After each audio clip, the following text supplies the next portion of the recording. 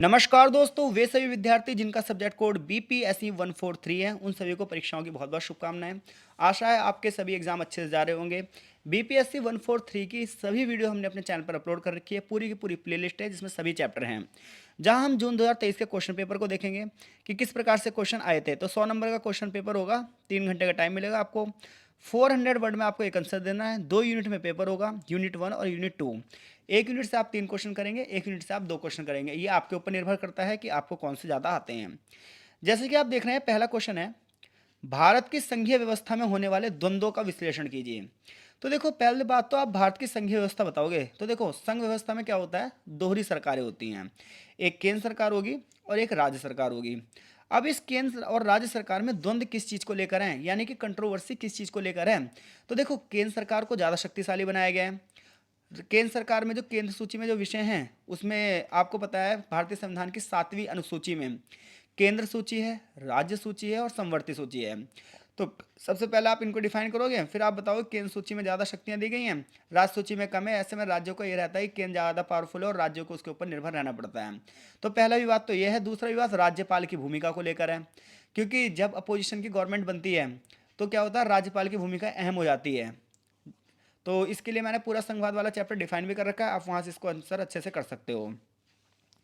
अगला क्वेश्चन है, शहरी स्थानीय सरकार के विस्तृत संवैधानिक प्रावधानों की व्याख्या कीजिए। तो देखो, इसमें आपको ना 74th अमेंडमेंट के बारे में बताना है।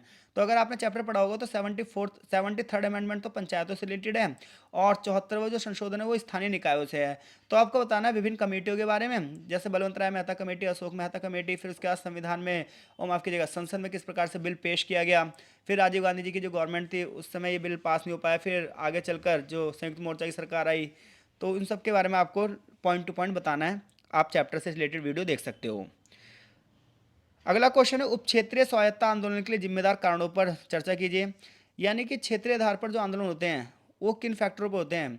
तो कई बार ऐसा होता है केंद्र सरकार ज़्यादा ध्यान नहीं दे पाती राज्य सरकारों को, तो राज्य सरकारों को राज्य के लोगों को लगता है, किस क्षेत्र के लोगों को लगता है कि सरकार उनकी उपेक्षा कर रही है। तो इसलिए वो लोग अपनी डिमांड के लिए आंदोलन करते हैं, जैसे कि नॉर्थ ईस्ट में जो भी आंदोलन चल रहे हैं वो इसीलिए चल रहे हैं। आनंदपुर साहिब प्रस्ताव, ये पंजाब से रिलेटेड है। मंडल मुद्दा जो रिपोर्ट है ये ओबीसी से रिलेटेड है। आगे क्वेश्चन है, प्रवसन और वैश्वीकरण के बीच में संबंधों की व्याख्या कीजिए। तो देखो, वर्तमान दौर ग्लोबलाइजेशन का है और ऐसे में हर एक व्यक्ति रोजगार के अवसर तलाश रहा है, और ऐसे में बड़े पैमाने पर लोग एक क्षेत्र से दूसरे क्षेत्र की ओर प्रवास कर रहे हैं। तो एक स्थान से दूसरे स्थान पर जाना प्रवास कहलाता है। कुछ प्रवास कई बार देश के अंदर ही होते हैं और कई बार देश के बाहर भी होते हैं। तो इसे इसमें आपको इस चीज़ को लेकर डिफाइन करना है।